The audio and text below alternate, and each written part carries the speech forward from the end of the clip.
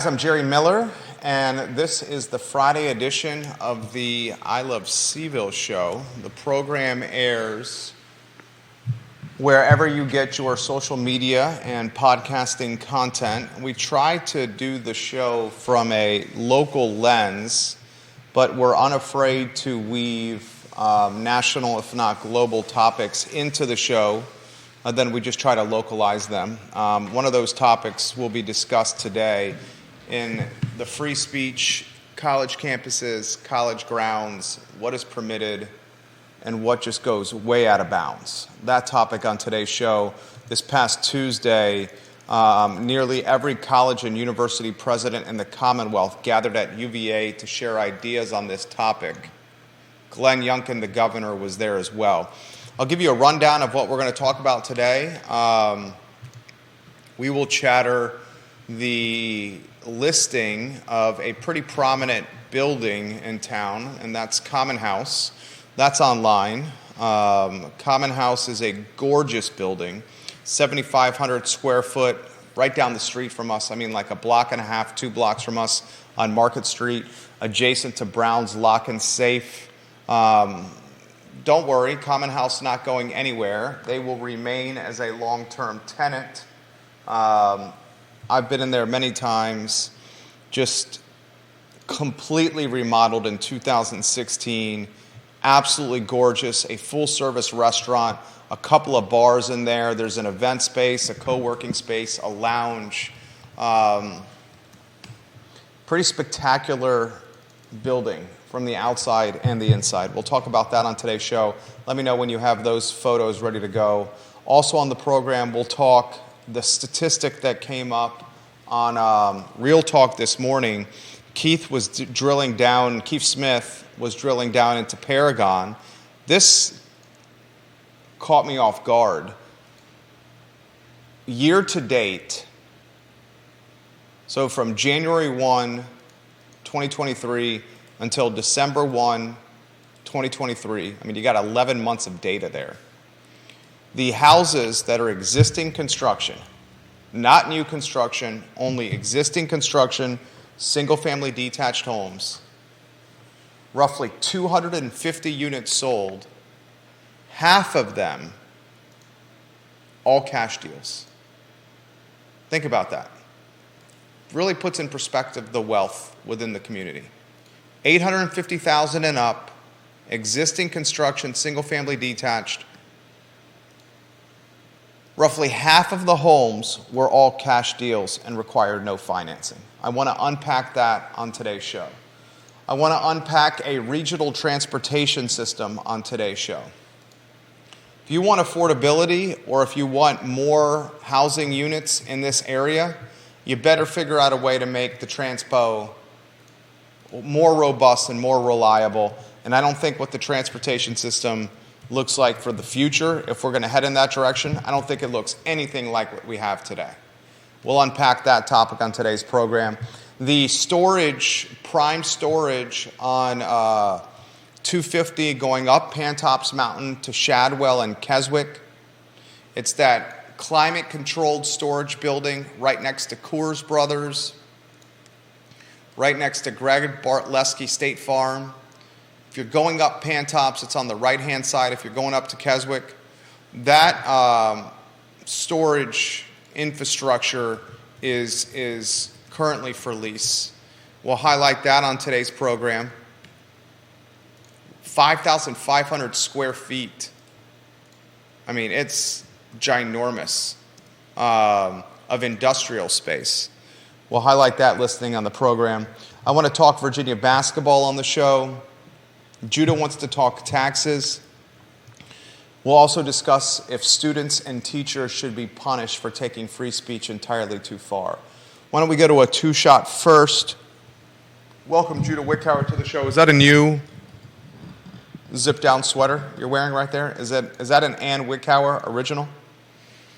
No, this is not new, and it's not an original. I don't think I've ever seen you wear that.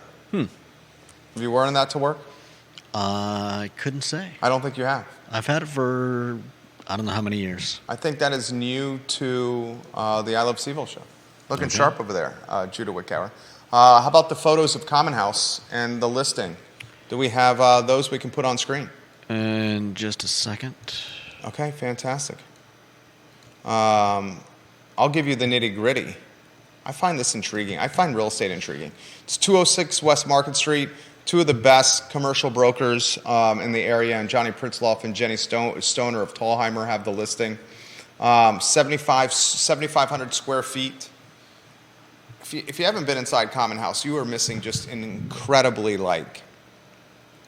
elegant and beautifully remodeled. I mean, it's got pizzazz and sex appeal. It's beautiful. The various rooms have different personalities. I mean, no expense was paid. It was remodeled in 2016. It's custom to the nines. There's a full-service restaurant inside. There's multiple bars. There's an event space. There's a co-working space. There's many lounge spaces. Common House has 1,200 plus members. Judas, you got the photos rotating? I think they're in a format that we can't use. I'm working on it. Okay. All right. No problem. The business is not going anywhere, so fear not. It'll stay put with a long-term triple net lease. I do see some opportunity for an investor of any kind to jump in and potentially purchase this building. Heck, own a piece of downtown. You're right next to, you're at the entry point of downtown.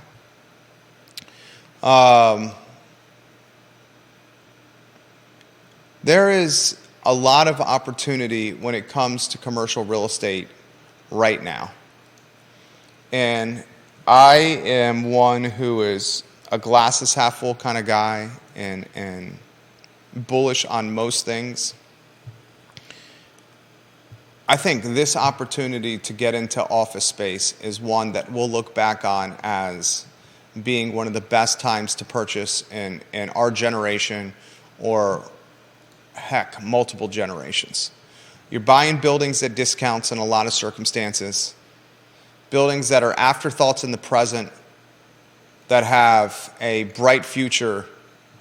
They just need a little bit of TLC or some remodeling or some reimagining or some repositioning. And if folks are able to get some of these commercial buildings at a discount, and Judah's got the photos that are rotating in, if folks are able to get some of these buildings at a discount and reimagine their future, I think they're sitting on fantastic upside and opportunity. So you rotate the photos. The lead of our show is the for sale nature of Common House on Market Street. The private club is not going anywhere. It's on a long-term triple net lease. And if someone wants a piece of downtown Charlottesville, this is a unique opportunity to buy an established piece of downtown Charlottesville with a tenant that's going to offset a lot of debt service for years to come. I think that is undoubtedly news for this community. You've been inside? Yeah, I've been inside there once or twice. What'd you make of it? It's really nice. What struck you the most? Well, at the time that I was in there, they were playing some great jazz. I like jazz. Yeah. You're a Kenny G fan? Gary Palmer, the commercial and residential broker, watching the program from town. You'd have to reach out to Johnny or Jenny on that one, Gary. No, and I'm hesitant to say on the talk show. Reach out to them if you want to know the price. I'm sure they would be happy to share it with you, whether through after an NDA has been signed or in a one-on-one setting. But Gary's a man about town.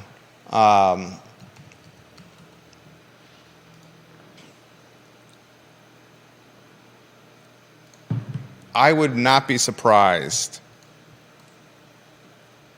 if, and I'll share the LoopNet link on screen for those that are asking right now. I'll put it in the comments section of my personal Facebook page Gary's calling Jenny now. That's awesome. Gary, I'll respond to your comment right now by sharing the LoopNet link. So you have a little information to go on there. And I'll put it on the, for those that are asking, on LinkedIn. The co-working aspect intrigues me. The restaurant aspect intrigues me. The rooftop deck intrigues me. J-Dubs. No doubt. I put it on LinkedIn. I'll put it on Twitter for those that are asking as well. I'm sharing the LoopNet listing. And speaking of that, there's opportunity to lease the storage units on 250 going up Pantops Mountain. I'm sharing it on Twitter right now. Toward Keswick. It's prime storage right next to Coors Brothers and Greg Bartlesky State Farm. Greg Bartlesky is a great guy. You got large open warehouse storage space. I mean, the possibilities are very endless here. Storage and industrial space is few and far between in this area. I've said many times on this program that a bar in the Keswick area would absolutely crush it.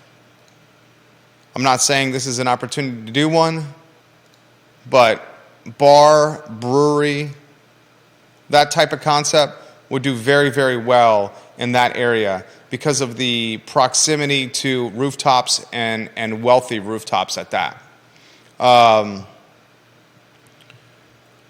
The listing agent for this one is an out-of-market agent.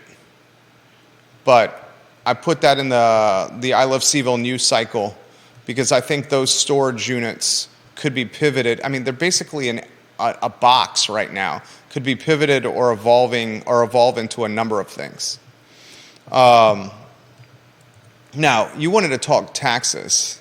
I don't have that on the headlines, but I want to put that topic in the on the agenda for today. I'm taken aback. Maybe taken aback's not the right word. I mean, I think Charlottesville and Albemarle just know nothing more than raising taxes. But in a time when we clearly have economic vulnerability, both Charlottesville and Albemarle County are saying, look, we're going to raise taxes. Charlottesville City and the county of Albemarle. You want to jump in with your take and I'll offer mine there, J-Dubs? I mean, it is a tough discussion. A lot of people can't afford more taxes right now, as we probably all know.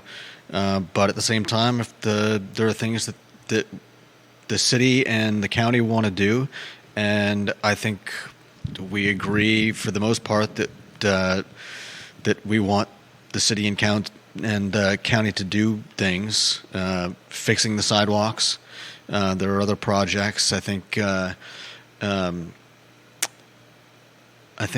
Albemarle, is it Albemarle or Charlottesville? One of them wants to use the money for transportation. I think it's Charlottesville. And Charlottesville. Albemarle wants to use the money for fixing up the schools. Yeah. And so, I mean, neither of those are bad things. No. But at some point we have to say how much can the Charlottesville and Albemarle public bear? Yeah. Well said. We'll talk transportation on the show and what a regional transportation system looks like. I don't think it looks like what we have now. I've hyperbolized the potential of a gondola system around the area. The likelihood of that is few and far between. It would be beautiful, it would be elegant, it would be efficient, it would connect much of the region, but the cost for a gondola system is obviously absurd. I've brainstormed the possibility of utilizing existing railway infrastructure, the railroads that are rarely used, to improve transportation of some kind. Yeah, I don't even remember where it was, but I was going over a railroad not too long ago and wondering, does Oh, it's over by Preston, when you're between the federal building and Bodo's. Oh, that one's not used at all. I know. That I one's was looking at the forgotten afterthought. I was looking at the tracks and thinking, I don't think there's a train that goes on these tracks at all. And what he's talking about is if you park in Bodo's on Preston along the tree line in the back parking lot, you'll see forgotten train tracks there. Yeah. I've talked about a regional transportation system that utilizes the Rivanna Trail efficiently. How would that work? I mean, the trail... You're just talking about cleaning up the trail and making it easier for Charlottesville residents to use? Yeah. You get pushback from environmentalists, though, on electric bikes, vehicles, scooters, anything motorized or electric of any kind on the trails. Are they currently not allowed? I don't have the exact answer to that. I see them on there. Yeah. I wouldn't imagine they're do any of the viewers and listeners know that? Are electric scooters and bikes? I don't see how you would stop people. It's not would a moped be allowed on there? I do not think they are. I have seen them on there. Yeah, I mean, how do you stop someone from bringing one on? I don't think the future of the transportation or improved transportation is buses on our roads, because that has failed miserably. Maybe the future is one brand or one team instead of all these very splintered teams like Jaunt and CTS and CAT. A lot of folks don't realize that Charlottesville City is actually the folks managing the Charlottesville school buses. Yeah. Think about all the various transportation brands you have here. You have the university bus drivers. You have Jaunt. You have CAT. You got the school bus systems. There's so many. Yeah. Why not have one, organize them, and put them out there more efficiently? That's a topic that's come up on the show quite often. That's one of the ways to improve affordability. And a regional transportation system is going to have to go into the outer counties. It can't just focus on Charlottesville and Albemarle. Because Charlottesville and Albemarle, you can make an argument, is perhaps the area that is least in need for the transportation system, because that's where the wealth is. You hear from Keith on Real Talk this morning that half of the homes, single-family detached, no new construction, half of the homes that traded above $850,000 were all cash deals. There was 256, he said, and of those 256, 120 were all cash deals, $850,000 and up. Wow. Albemarle County, single-family detached, no new construction. That's a snapshot right there of the wealth. Yeah. The transportation system need to penetrate Fluvanna and Louisa and Greene and Barbersville and Gordonsville to help whisk folks to the epicenter of employment, Charlottesville or Albemarle, that are on the financial margin. Yeah, no doubt. Michael Pay knows that. You raise taxes. It seems minuscule. You tell someone that they're going to raise taxes a penny, and it doesn't seem like that much. But it's every year. Yeah, and and that's a penny on like every dollar you spend, right? Sales tax. Yeah. Deep Throat says this. The puzzling thing is that Charlottesville has a higher tax rate than Albemarle, even though Albemarle has to pay $14 million or so a year in revenue sharing to the city. The city has an incredibly low ratio of public school students to households, and schools are usually the number one cost for localities. We have a 0.25 per household. Albemarle is like 0.6 if he recalls, and Charlottesville has infrastructure savings because it is more dense. He also highlights the beautiful gondola system in Ecuador. Is it Quito? Deep Throat, you cosmopolitan individual, you. And he says, as far as transportation goes, CVille City doesn't have one. I know, it's so pitiful. I mean, I don't want to say pitiful, but it's almost like lipstick on a pig. Have you guys had a conversation with somebody that relies on transportation, the current transportation system, to get around town? It's extremely difficult for folks that do not have a vehicle to rely on public transportation to get them to and from jobs on time. And have you also noticed that some of the bus stops, many of the bus stops around town, have no cover from sun or inclement weather? It's just a sign in the ground. Yeah. He says, if the idea is to reduce emissions, we need to replace long car trips. You need 15-minute headway buses with far between stops that run down regional corridors to job centers like UVA and UVA Hospital. Bill McChesney and those Bodo's tracks, the mayor of McIntyre says, those tracks used to go from Preston Avenue parallel all the way to the CVille Coffee Building. He sees bikes and e-bikes using the Greenbelt Trail parallel to the John Warner Parkway all the time, even though there's a bike lane on John Warner. He says there are signs saying no bikes at the entry points. Thank you, Bill McChesney, for that. I see e-bikes and bikes all the time. I've seen mopeds on the Rivanna Trail. When's the last time you've been on the Rivanna Trail? I've never really, I don't think I've ever really been on a significant portion of it. You and Liza would love it. Philip Dow, welcome to the show in Scottsville. Well, we found a great little spot back, I don't know if it's actually part of Rivanna Trail, but it's, I get a glimpse of the John Warner Parkway at the point where we jump on the stream. And what do you guys do? No, we just hang out at the stream.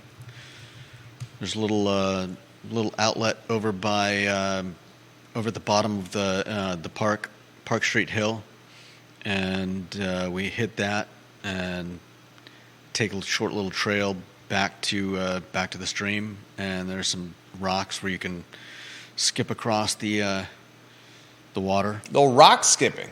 What's your rock skipping record? This is more like walking across the rocks, but skipping rocks, I'd say, I don't know, last time I skipped a rock, I probably got a good 6 or 7 hops out of it. Vanessa Parkhill watching the program in Earlysville. That's pretty impressive, Judah.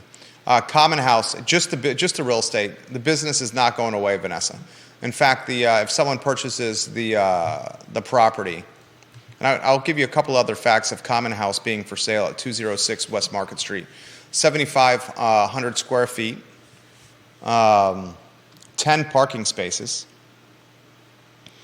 0.10 acres. It would seem to be more. This is straight from the LoopNet listing.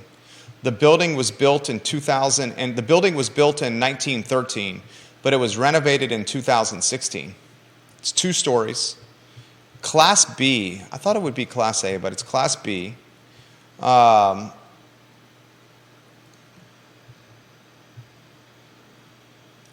What do you think the Common House building is assessed at? Total assessment, Judah. I haven't even seen the whole thing. Throw a guess out. 2.5 million. That's damn good. 2,437,000. What? Fantastic guess right there. No kidding. Fantastic I'm guess. as surprised as everyone else out there. 2,437,900. Excellent work there, J-Dubs. Pritzloff and Stoner, 2 of the best, have the listing of Tallheimer, as I mentioned. The business is not going away. I'm emphasizing this multiple times on the show so there's no confusion. Whoever buys the building, Common House, the membership club, will remain on a long-term, fully triple net lease. So if you purchase this, you offset some of the debt service, if you have to have any, with an established tenant. And this was Common House iteration number 1. I believe Common House has locations now in Nashville and in Richmond. Can you get me that information there, James? All affiliated to the same business? Yeah, they expanded. I believe it's now in Richmond. They have a club in Richmond, and then they have one in Nashville as well. Austin, Deep Throat says Austin was discussing the gondola system as well. I mean, the gondola system would be absolutely amazing. Yeah, but I'm looking at the link he sent from Fast Company on how urban gondolas grew from a tourist attraction to a viable transit option. I've been talking the gondola system for this area for over a decade. They're kind of slow, though. No way, dude. I'm looking at this Teleferico one from if you had a gondola, Ecuador, it takes 20 minutes to go like a mile and a half. But as the crow fly, it goes as the crows fly. How long would it take you to get from, if you were driving from Keswick to downtown Charlottesville? In a car, you're talking about at drive in, at drive out, at peak times, you're talking like 25. I mean, I make this trip, as you know. You're talking 25 minutes.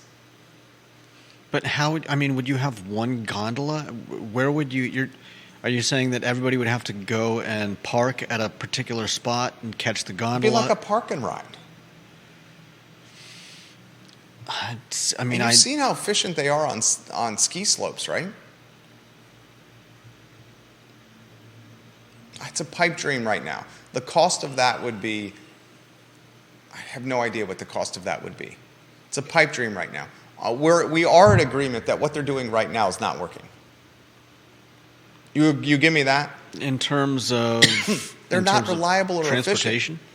And they're also like we're pumping our hands in the air as a city saying we want to be green and we want to not hurt the environment and we don't want to have all these bad emissions into the world. And then they're driving around empty buses around town in a lot of circumstances. It's the antithesis of what they're talking about. I see what you're getting at, but at the same time, a bus service is always going to have some portion of that. There are going to be times. The thing is, for the people that use those buses, the buses need to be available, and so I'm not saying replace the bus until a transportation system that's reliable is in place. There would be some overlap. But do you really think a gondola system could replace a bus system? It's not nearly as robust in terms of where the places that it can stop and start. I'm spitballing on the gondola system. I know. I'm just asking I'm literally questions. spitballing. No, the likelihood of a gondola system coming here anytime soon is few and far between. Common House has, besides the two we know about, it has Chattanooga and a New Orleans. Oh, okay. So spot. Chattanooga, not Nashville. Charlottesville, Richmond, Chattanooga, and New Orleans. 4. Yeah. Impressive. Expansion right there for Common House. Started in Charlottesville. Very impressive. Why not? Would you give me the rails? The underutilized railway system around here? Yeah, I suppose.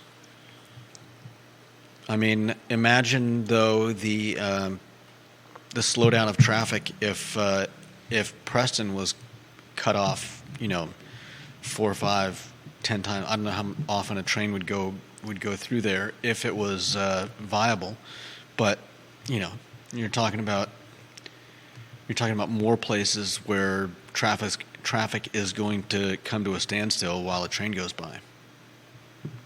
You think the future of transportation is cars or vehicles? Automobiles? I don't think they're ever going to not be a part of the solution. I mean, you can't force people to ride bikes. You also can't force people to ride bikes in, the middle of winter. Would we say the scooter and e-bikes has work? Have they worked? I think people have used them. Have they been well received? Has it been an effective way of remedying transportation locally? I'm not sure. Deep Throat says the max speed of a gondola is like 30 to 40 kilometers an hour. And he loves the idea of pantops to downtown. Pantops to downtown would crush. You just have them strategically positioned. It would not be for, 30 stops. Yeah. You have like a Pantops. You have like a 29 North. It's an absolute pipe dream. I doubt it would happen. I'm hesitant to say this. In my lifetime, I hope I have a lot of years left. I think it would take a singular vision. Somebody would have to Lead the charge. and it wouldn't just be gondolas. It would be somebody would have to come in with an absolute unit of a vision for Charlottesville and or Albemarle. Yeah, you know who that would be, right? UVA. Do we really want that? Do we want less vehicles on the road and more efficient travel and better and less emissions into the environment and people getting to places more efficiently and safely? John Blair watching the program. I'll get to Sure, John's but comment. if John that- says, go ahead. If that involves giving UVA the keys to everything, that's kind of scary. I mean, they're already. Don't they already have the keys to everything? I mean, the more they buy up, the less. Put it this way: the more they buy up, the more 1 cent tax raises we're going to have, right? What if you said, what if someone, UVA is obviously, and John Blair, I'm going to get to your comments here on the gondola system. He loves the idea. City Council and the Board of Supervisors have been pushing the payment in lieu of taxes for UVA, right? The pilot. Yeah. They're like, you're buying all this real estate, you're taking it off the tax rolls, you should be contributing. And UVA is like, no, we're contributing enough, we're driving the economy here, we're UVA, if we weren't here, this area would be nothing. So we don't need to do the payment in lieu of taxes. What if the concept was, instead of payment in lieu of taxes, Virginia, the university, helps develop this concept? John Blair on LinkedIn, I love the gondola idea. I'll tell you one route that would make sense, downtown Charlottesville to the old Kmart. God knows Stonefield and Wholefields are always packed. I imagine that if you really did want to cut emissions, this would be a viable route. Thank you for that comment, John. We appreciate you. You had one on Pantops to downtown.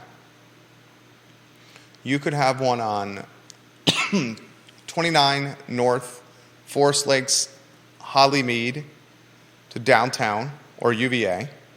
So would downtown be the hub? And I think your two you'd hubs have are spokes going out to various endpoints at the edges of Charlottesville and Albemarle. Your two hubs would be downtown and UVA. And then your what'd you call them? Spokes? Yeah. That's a good term. Your spider web of travel would be Hollymead, Forest Lakes, one. I would make it Pantops. I would connect UVA and downtown and then have the spokes going out from those spots to whatever is closer to them. Yeah, so if you were on one side of the city, maybe you'd come in to, from somewhere to UVA and then take the UVA to downtown. And your spider web of travel would be coming in from Crozet, maybe with a pick-on point of Ivy, Southside Charlottesville, may even consider Scottsville, Pantops, Hollymead, Forest Lakes, and then you just get them off the roads and do it that way. I don't know, it's a dream. It's a dream. Evidently, we're closer to that than people think. Philip Dow says, what I see is drone buses flying around town. That's not far away. Wow, drone buses. drone buses. Flying buses. That's what he says. Wow. Vanessa Parkhill says, maybe UVA provides more or better transportation for their employees. A route from Crozet 29 North and Pantops should be helpful to alleviate the traffic. Yeah, I mean, good comment right there from Vanessa. Your traffic throttles, what are your traffic throttles? 29, Pantops, and Crozet are your traffic throttles in this area. I think a lot of the problem is the poor city planning. And this obviously goes way back. Definitely. I mean, there are so many choke points. Like, Savannah had amazing. Talking Savannah, Georgia? Yeah, Savannah, Georgia had amazing. You love that spot. Movability. I mean, all of it is north, south, east, west. So if somebody's driving super slow on one street, you just go a couple streets over and you're heading in the same direction. And there were very few points where you literally had to get on one street to get where you're going. But I don't know that there's much that you can do about the insanity in Charlottesville. How far are we from the Doc Brown flying DeLoreans and hoverboards. When you watched Back to the Future, did you love Back to the Future? Did you watch it in the movie theater? Yeah. I loved it, right? Yeah. It was an amazing movie, right? I think I saw all the movies in the theater. I saw all 3 of them in the movie theater as well. Didn't you think by now we would have that? Well, for a while, I mean, The hoverboard?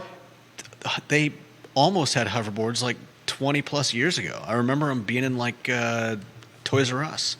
But I don't know that they ever did exactly what you thought they were going to do. I certainly never had the money to buy one myself. But, yeah, I mean, it's I don't know that we're ever going to have flying cars. Andre Xavier watching the program, he knows a thing or two about transportation. One of the owners of CVille Hop-On Tours. Andre, I had a fantastic conversation with Stephen Bernard this morning, and your name came up in the conversation with Stephen. Andre says the issue is cultural. Americans value their independence too much. Look at the cat ridership. People want to go when they want and not have to wait for a bus. It would require a change in culture. A lot of truth to that, Andre. Cat ridership, the levels are, it's a losing endeavor. It does not make money. We subsidize the transportation. Now, the argument is this is a public utility, so it should be something we subsidize. Right. And I get that, but it's nowhere near close to running profitable or in the black. Right. And I don't think raising fares would help it run in the black. I think it would just mean less people ride.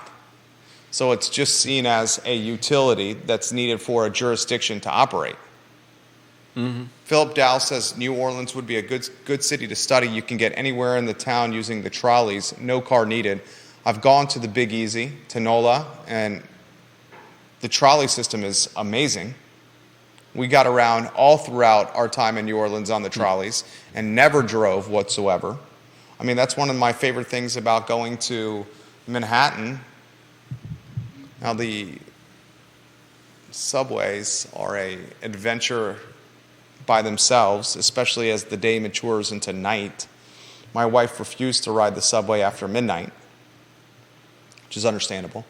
One of the things I like about Chicago, the L, when I visited what cities London. can you... Go ahead. I visited London years and years ago when my sister was there for work study, and none of my family could figure out the tube, but I got all over the place with it. I'd just get on, I'd check out the map, I'd stop somewhere You also have a great sense of direction. Yeah, but it's not complicated. They didn't want to put in the time, and I'm not trying to say that anything particular about me. I just wanted to note that, just like you said, you got all around New Orleans. I checked out all kinds of different places, just jumping on the tube and getting off somewhere, then walk a little ways, find another tube entrance, jump back on. It's great. What is the... How many cities can you name where you can go to the city and not need a car to get around at all? We did that in New Orleans with the trolley system. You can definitely do that in Manhattan. We've done that in Chicago. And calling a taxi or an Uber, I'm talking no automobile transpo. You're talking about getting from one place to the other and for the basics. Because Savannah, Georgia was mostly like that, but then there was the more like business district, getting out to where the malls were, the big cinemas, and you definitely need a car to get out there. But if you're just walking around downtown Savannah, you can get to pretty much anything you need. You got restaurants, you got bars, you got shopping, you got everything from small markets like the Market Street Market to bigger supermarkets, all within walking distance. But you can't get to everything. Couldn't go see a movie without a car or without getting on public transportation. So that doesn't count then. Okay. Well, I just want to make that clarification that I would say you can get anywhere. Ginny Hu, welcome to the broadcast. It's going to be exciting to have you on the talk show next week. I believe, is that Wednesday? Yep. Ginny Hu's going to join us? Yeah. one of our fantastic viewers and listeners from Twitter. I wouldn't count that then, because you can in the Big Easy. Get everywhere? Yeah. On a trolley? Okay. I mean, I'm not arguing. I've never been there. I just you can in Manhattan. Can in Chicago. I mean, especially if you live. Obviously, you're going to need to live in the in the city itself. Well, isn't that kind of like Savannah, Georgia, like having most everything, downtown? Yeah, that's what I'm saying. But right. There's kind of like, if you want to go to a car dealership or the mall or the cinema, you're not gonna walk there, at least not from downtown. What are the other ones that we're missing? Depends on the city, and it depends on what you define as a city. Like Los Angeles, I used to live in Northridge. My sisters and I used to get all around Northridge, but if you just consider Northridge a neighborhood in the greater Los Angeles area, well, there's no way you can walk all of Los Angeles. That city's a cluster. I'm not trying to throw shade. I know Los Angeles is near and dear to your heart. My brother lives in LA. That is a cluster. I know. I've driven there recently. He likes it. They like it. I love it. You love it? There's something about it. It's part of my DNA? Part of growing up for me. I don't know that I'd want to live there right now, but Philip Dow says Seattle is one. That would count. Thank you, Philip. Vanessa says, look, the University of Virginia is the largest employer in the area. They need to be thinking about transportation ideas like this and be there at the table. Yeah. Totally agree with that. I mean, if they're not going to do pilot, maybe you consider them jumping in the board with some kind of other value proposition or value add-ons to the community. Mm-hmm. And if they don't want to do pilot where it's a cash contribution to the payment in lieu of taxes for all the real estate they own, maybe you say, look, make the transportation better and use it as a case study so you can advance your UVA brand and your image while also offering better transportation for your employees that live all over Central Virginia, a hiring incentive or a perk to work for us. And furthermore, they could utilize this as a way to maybe even expand student body. If they can't do it at UVA proper, they can have dormitories or a satellite campus, satellite grounds, like say UVA Wise. UVA Wise is not close to UVA as we know it, but if it's connected with a gondola or proper transportation, then it would be more seamless or more infused to the primary campus, the primary grounds. Yeah. I don't know how we got on the gondola here, but it seems to be resonating with the viewers and listeners. What's fair free speech, do you think? Tuesday, Glenn Youngkin, the governor, and almost every president of colleges and universities in the Commonwealth, they were in Charlottesville at UVA to talk about this. Yeah. This is such a fine line here because I'm a small government guy. Less is more when it comes to government for me.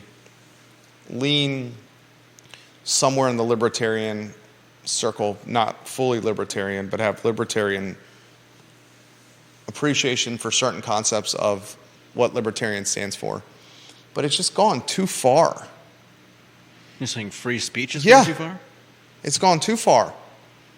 It's gone too far on college grounds and campuses, especially when it comes to influential colleges, influential professors, and the influence that they have over their students.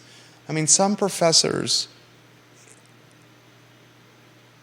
championing or emboldening the efforts of Hamas, that's too far. It's free speech. I mean, I certainly don't agree with it, but it's free speech. And I know what you're talking. I understand what you're talking about. It's like these nut jobs who are nut jobs, huh? Well, I'm talking about the nut jobs that are disrupting city council meetings via Zoom. Right. There you go. Go down that road. I mean, it's a tough discussion, but I do believe in free speech. I think a larger problem in my mind is people getting outraged over what someone says, rather than providing a succinct rebuttal. I mean, part of the discussion about free speech is the exchange of ideas and the discussion of these topics. And I certainly think that universities should be a place where you can be free to say what you think. That doesn't mean somebody's not going to come up and punch you in the nose for saying it, but hopefully, rather than getting punched in the nose, you'll have someone who, if what you're saying is stupid, somebody will come along and say something better, and people will listen to that. You don't just shut down someone saying something that you don't like. You provide an alternative, and hopefully people hear both sides and can choose the one that resonates the best with them.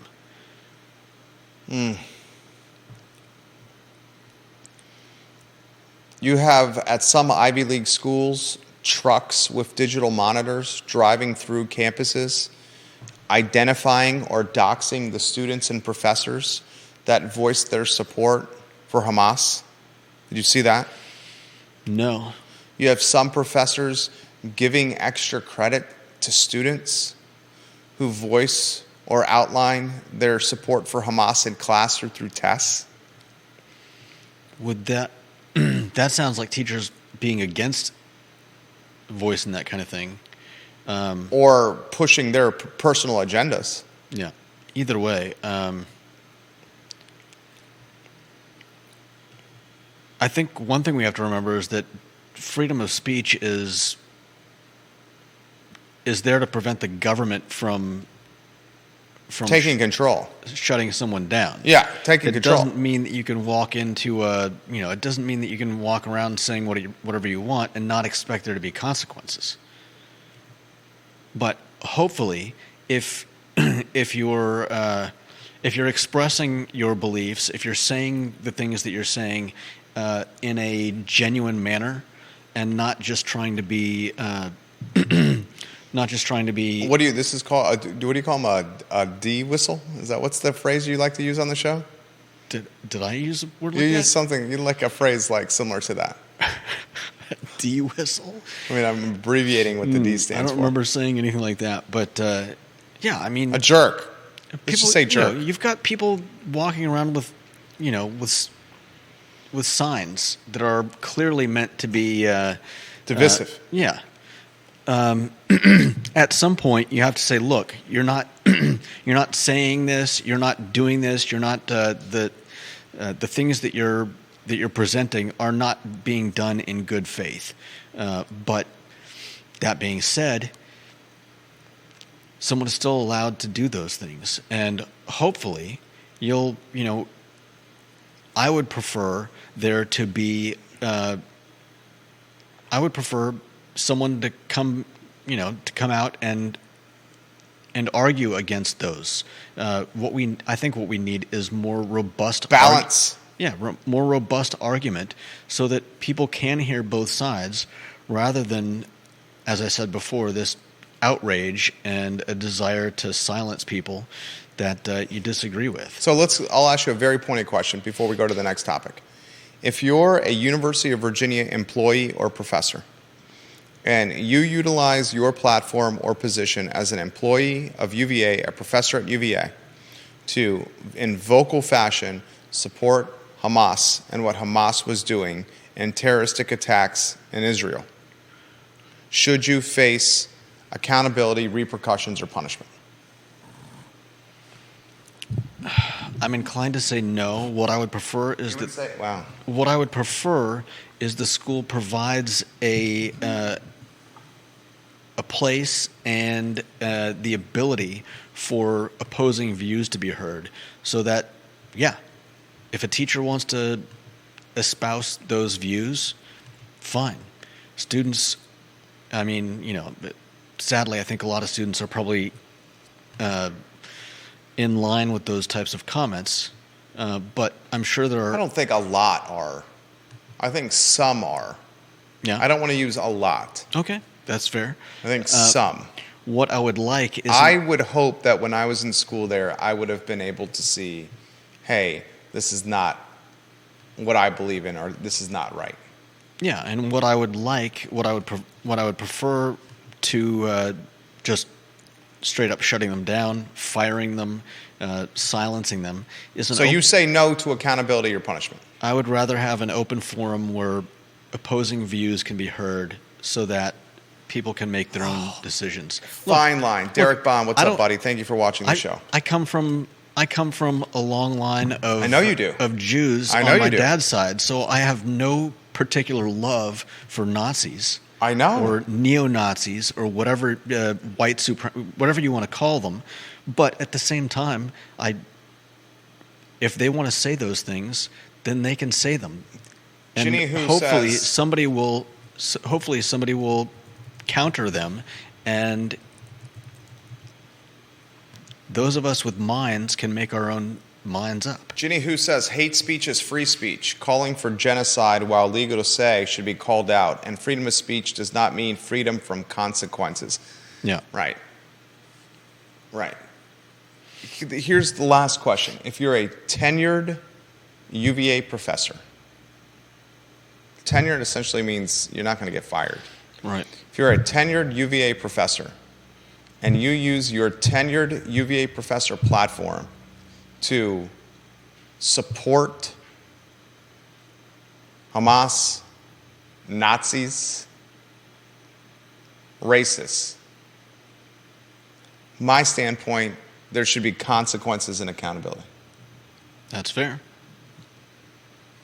That is the line that is surpassed where free speech becomes hate speech, which becomes divisive, which leads to worse outcomes. My only problem, Especially within impressionable minds that listen to you and follow you. yeah, I mean, I don't necessarily disagree. The problem is who gets to decide.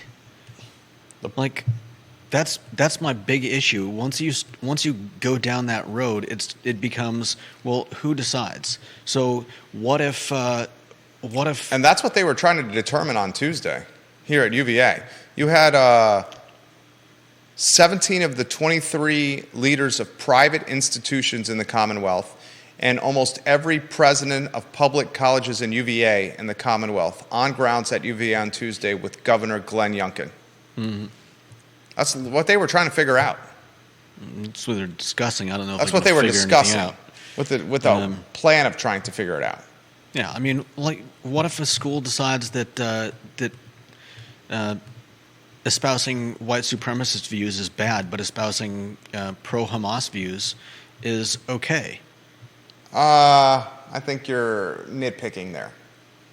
I'm saying that. No, I see what you're saying. You're saying eventually somebody's going to say, well, we don't mind that. We don't mind that version of it. Maybe they couch it under a different, maybe they say, oh, it's not anti-Israel, it's pro-Palestine.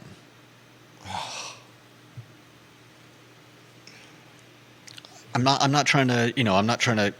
I think you are, though. No, I'm just saying, where do you draw the line? What do I call it that you do? Nitpick. Yeah.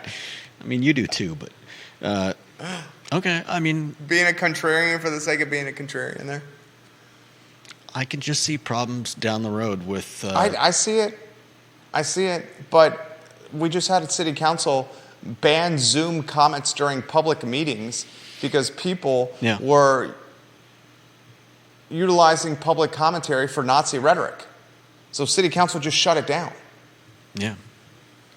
When does that become what a public university does? Just say, no, you can't do this anymore. I don't know. Two other things, and we'll get out of here. Basketball Saturday, Syracuse. You got two local boys coming to the John Paul Jones Arena from Syracuse. Grew up in Central Virginia. One of them, Buster Taylor's kid, Buster Taylor, a noteworthy name in this town, is the owner of Riverside. I asked the question, how good is this UVA men's basketball team? They look pretty pitiful against Wisconsin, but they look like world beaters against Texas A&M. Texas A&M was a top 15 team. Saturday, we get a Syracuse team in the John Paul Jones Arena that's pretty good in the ACC opener. So we'll get a feel of how good this Virginia men's basketball team on national TV, ESPN2, 12 o'clock tip-off. And this team is not 100% healthy. Reese Beekman is not 100% healthy. We saw that. He doesn't have the explosiveness he's had with a knee injury. Harris, the kid who transferred from Georgetown, was on crutches. He's got with an ankle injury. Your best basketball player on this team is looking like Ryan Dunn, especially on both sides of the ball. How good is this team? Well, you got Syracuse, then you got a couple of cupcakes in North Carolina Central and Northeastern. Then you got Memphis, Morgan State, Notre Dame, and Louisville. Here's how it closes 2023, UVA. The next 5 games, 6 games in the season. Syracuse Saturday, North Carolina Central University, John Paul Jones, Northeastern John Paul Jones, goes to Memphis, in Memphis, Morgan State, and at Notre Dame to close the season. Close 2023, excuse me. That Notre Dame, when you finish 2023 at Notre Dame, you're going to have a good little sample size to see who your starting lineup is, who your key players are, and what the upside of this program is. I think the upside is pretty bright. I think it's pretty bright. This team is deep. Let's just make sure they get healthy. It's Friday. We're off. We're working on a new show concept for the I Love CVille Network. Details to come. We have representation from the Lewis Mountain neighborhood on the talk show in December. One of their key players within their HOA to talk about that apartment building being built on the old Truist location by an out-of-market developer. We got Ginny Hu next week gracing us. Thank you, Ginny, with her presence on the talk show. Her first appearance on the I Love CVille show. She's a Twitter superstar. We're working hard. We're trying to bring you stories that matter and, source those stories, whether it's you guys or us. And we just want to be the water cooler of information. Job well done for you, Judah. Thank you. It's the Friday edition of the I Love CVille show. My friends, thank you for joining us. Take care.